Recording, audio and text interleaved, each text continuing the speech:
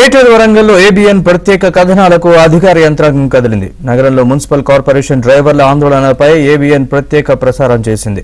దీంతో స్పందించిన జీహెచ్ఎంసీ అధికారులు మున్సిపల్ కార్మికులతో చర్చలు జరిపారు. డ్రైవర్ల సమస్యను ఉన్నతాధికారుల దృష్టికి తీసుకెళ్లి పరిష్కరిస్తామని హామీ ఇచ్చారు. అలాగే పెండింగ్ వేతనాలు చెల్లించి భద్రతపై భరోసా ఇస్తామని ఎంహెచ్ఓ రాజేష్ హామీ ఇచ్చారు.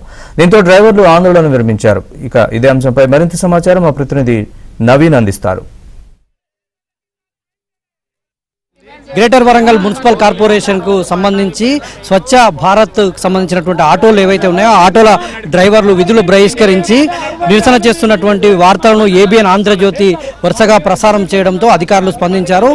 మున్సిపల్ కార్పొరేషన్ హెల్త్ ఆఫీసర్ వచ్చి అధికారులు వాళ్ళతో చర్చలు జరుపుతున్నటువంటి దృశ్యాలను మనం చూస్తూ ఉన్నాం. మొత్తం వాళ్ళంతా డ్రైవర్లు వాళ్ళ సమస్యలను మున్సిపల్ హెల్త్ కార్పొరేషన్ అధికారులకు హెల్త్ అధికారికి వివరిస్తున్నారు. వారు సమస్యను పరిష్కరిస్తామని వాళ్ళు చెప్తున్నారు. ఒకసారి మున్సిపల్ అధికారితో మాట్లాడదాం. సార్, వీళ్ళు ఎట్లాంటి సమస్యలు మీ ముందుకు తెస్తున్నారు? వాళ్ళ జీతం ఒకటి, వాళ్ళ ఈఎంఐ ఒకటి, తర్వాత వాళ్ళ ఉద్యోగ భద్రత గురించి చెప్పడం జరుగుతుంది. కాకపోతే మనకి శాలరీకి సంబంధించి వాళ్ళకి ఆల్రెడీ చెక్ ప్రిపేర్ చేయడం జరిగింది. అది బ్యాంకు కూడా పంపించడం జరిగింది. కాబట్టి వాళ్ళ శాలరీస్ అనేది కూడా ఈ 2-3 డేస్లో పే అయిపోతాయి.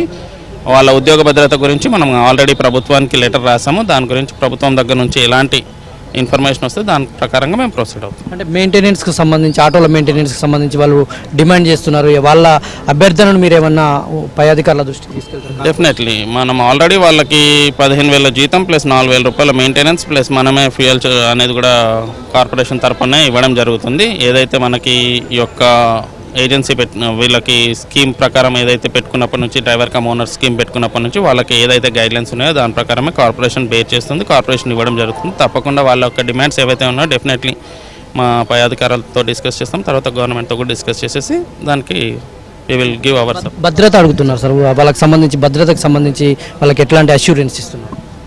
అది మనకి అవుట్సోర్సింగ్ విధానాల్లో మరి గవర్నమెంట్ ఎలాంటి డెసిషన్ తీసుకుంటే డెఫినెట్లీ మేము దానికి కట్టుబడి ఉంటాం. మనం ఆల్రెడీ డిఎంఏ గారికి లెటర్ రాసాము. దాన్ని మళ్ళీ ఒకసారి పర్స్యూ చేసేసి మా హయ్యర్ అథారిటీస్తో డిస్కస్ చేసేసి మేము ప్రొసీడ్ అవుతాం. Okay sir, thank you. ఇది మున్సిపల్ హెల్త్ ఆఫీసర్ యొక్క అభిప్రాయం. మొత్తానికి కార్మికులు చేస్తున్నటువంటి ఆందోళనలను వాళ్ళు పరిగణనలోకి తీసుకున్నారు. ఏబిఎన్ ఆంధ్రజ్యోతిలో కథనాలు ప్రసారమైన తర్వాత మున్సిపల్ హెల్త్ ఆఫీసర్ అయితే వచ్చి డ్రైవర్లతో చర్చలు జరుపుతున్నారు. వీళ్ళకి చెప్పినటువంటి సమస్యలన్నింటినీ సానుకూలంగా విని వాళ్ళ నుంచి రిప్రజెంటేషన్ తీసుకొని ఉన్నతాధికారులకు కార్పొరేషన్కి సంబంధించి పాలక వర్గానికి వీళ్ళ సమస్యలను చేరవేస్తాను, సానుకూలమైనటువంటి వాళ్ళు సానుకూలంగా స్పందించేలా అంటే సమస్య సానుకూలంగా పరిష్కరించేలా ఏర్పాట్లు చేస్తామని అయితే అధికారులు చెప్తా ఉన్నారు. వీడియో జర్నలిస్ట్ జగదీష్తో నవీన్, ఏబిఎన్ ఆంధ్రజ్యోతి.